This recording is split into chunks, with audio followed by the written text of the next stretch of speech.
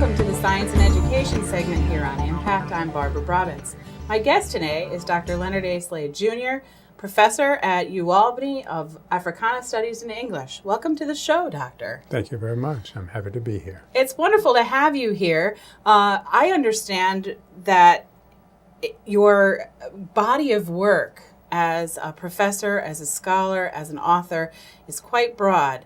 How many books have you written to date? 22. 22, 16 of which Poetry books. are just poetry books. So you will share some poetry with us later? I would be delighted. That would be terrific. Let's back up a bit. Science and Education segment. We always try to talk about how local and global this area of the Capital Region is. From where do you hail? From North Carolina, Conway, North Carolina. Conway. I'm a country boy from the South. So farming communities? Farming Hogs? community. Yes. Just guessing. Hogs, cows, goats, chickens. So Yes. what was your early educational experiences like to go from the farm, rural communities of North Carolina to where you are today?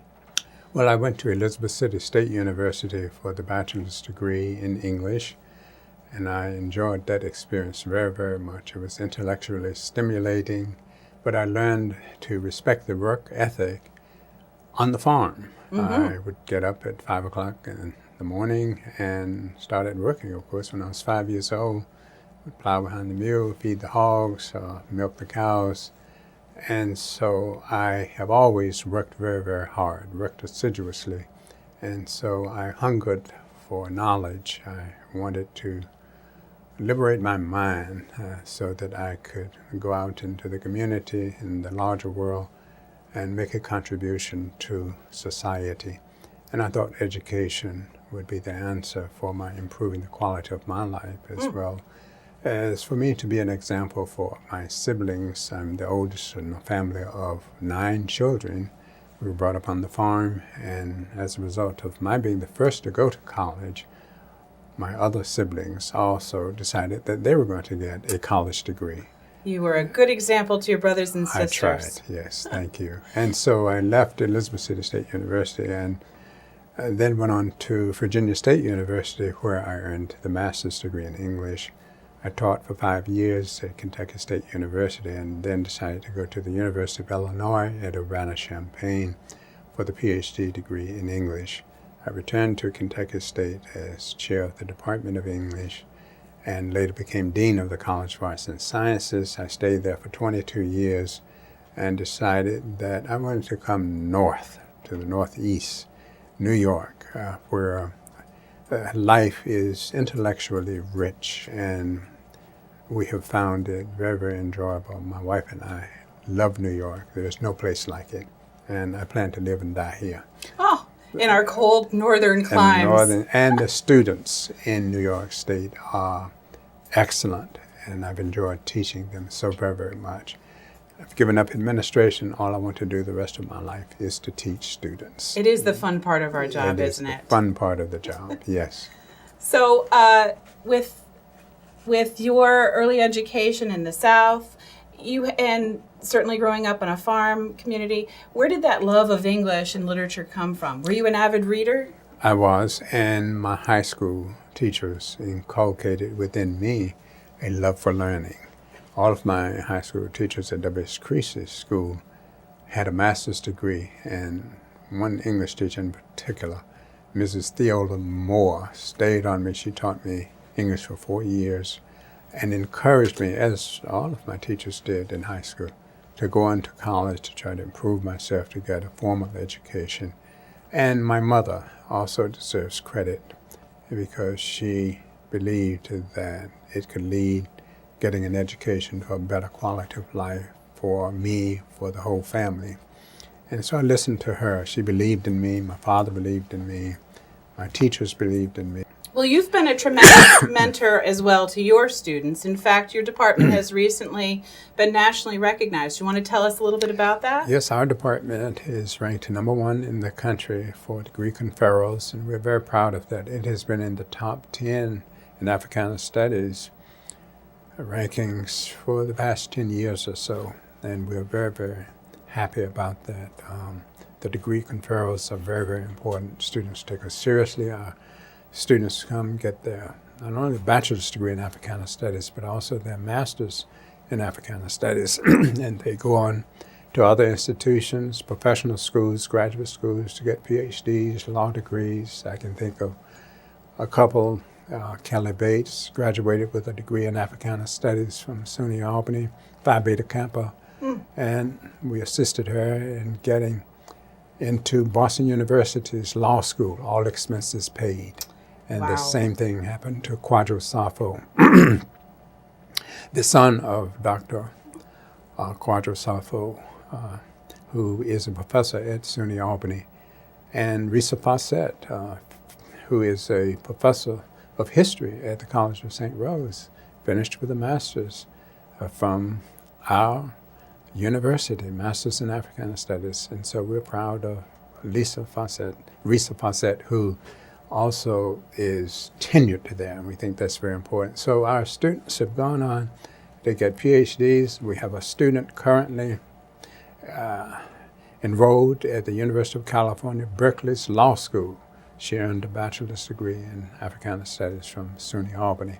So we're proud of our graduates, and that's an indication that we're doing something right in our department. And I could just go on and on listing our illustrious graduates. We're very proud you of sound like such a proud father as well as a proud professor. Right. And I'm very happy to hear that your students are going on to continue the tradition of education That's within right. Africana Studies, because there is such a great oral legend of Africana Studies.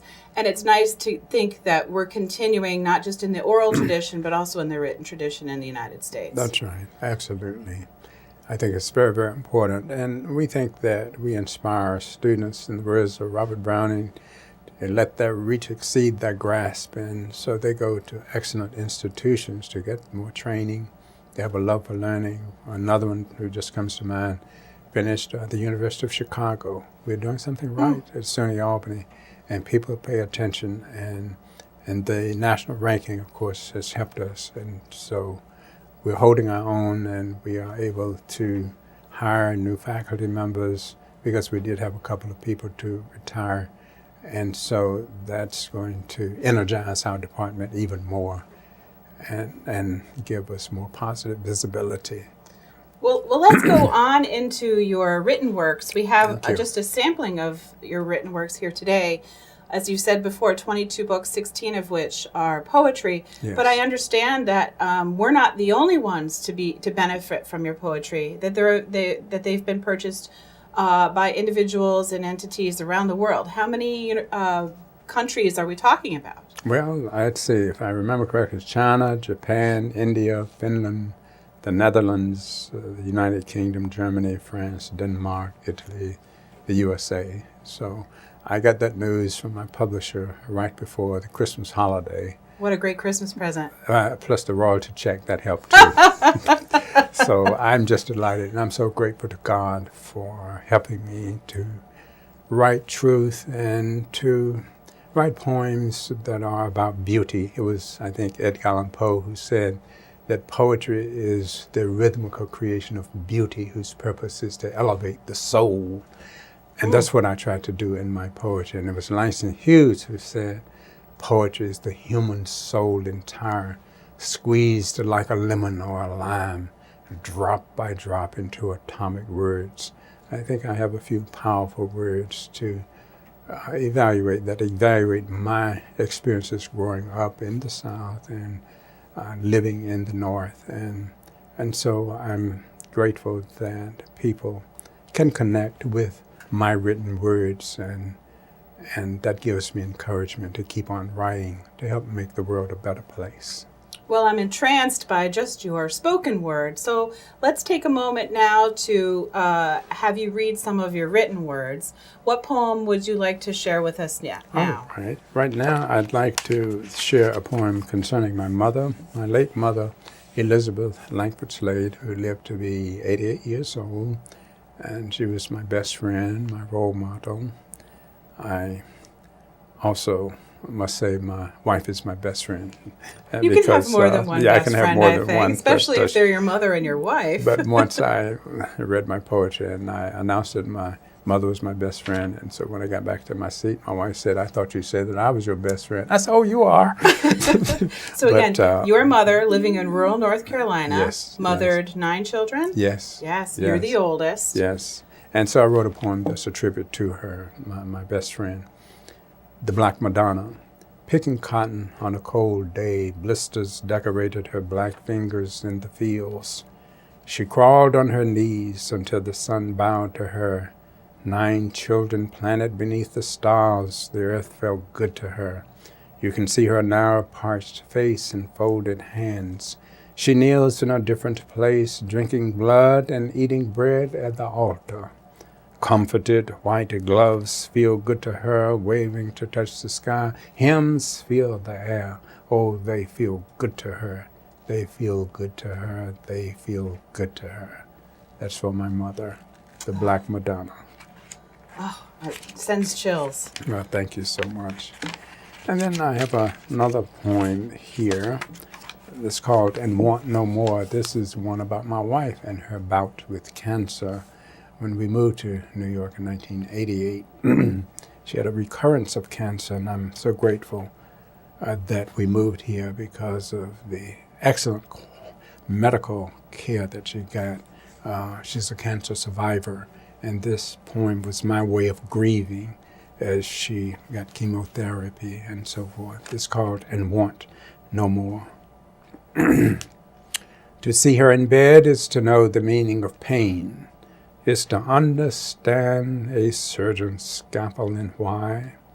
Oh, how I wish, desiring her luscious breast, its nipple now gone with cancerous tissue, might kissing it before teaching me that beauty is something deeper, that she is a person that love tests. How I love the breast that nurtured my child, its milk dripped on pillows. I have sinned, worshipping selfish needs. A honey-brown breast now soaking in blood is like testicles removed. How humble I am, one breast left, giving us more love the same. To see a wife's breast disfigured, cancerous cells gone, is to know wellness, and its shared meaning is to prolong life and want no more. And your wife lives today? Yes. Cancer-free? Yes, cancer-free. Oh. She's a musician, an organist, an independent scholar, and I'm very proud of her. She's my best friend. It's almost like a photograph, your poem, that Thank takes you. you back to that time That's right. so many years ago when she was suffering and you were grieving for her and for your previous That's life. And it has more color than a photograph would have because the emotion is so well conveyed. Well, thank you. And William Wordsworth, you will remember, said poetry is the spontaneous overflow of powerful feelings recollected in tranquility. So I try to write poems that have some powerful feelings. The last one that I'd like to read, may I? Sure. Is called Before the Death of Dad. My father lived to be 92. But this is a somewhat poignant poem. Before the Death of Dad. Before maggots suck your marble eyes, before bones yield to a hollow earth, inviting black meat to heat cold blood, I will tell you the dark days of youth, of the tears soaking white pillows, of your hollers inflicting severe pain. I still love you, the eldest child from your fruitful penis, your lost sheep destined to lead. I touch you in your white casket when I, nearly 40, still hunger for your laughter and ache for honeyed words. Open your eyes in church, hear the voice of your son. Plant me again in my mother's womb. Another one of those moments, seminal moments in your life. Yes, thank you. So I'm almost speechless from the emotion that you can convey. Thank you. Let me show the audience your selected works if they too would like, if it resonates a chord. We're going to have some shots of these on the screen. Thank you. Dr. Leonard A. Slade, Jr., I want to thank you so much for touching my day here and the days of those that are out there watching in TV land. Thank you so much for coming in. Thank you very, very much for having me. I'm honored to be here.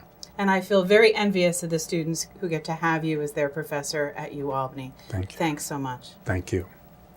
You've been watching a very poignant science and education segment here on Impact. I'm Barbara Brabetz. Thanks for watching.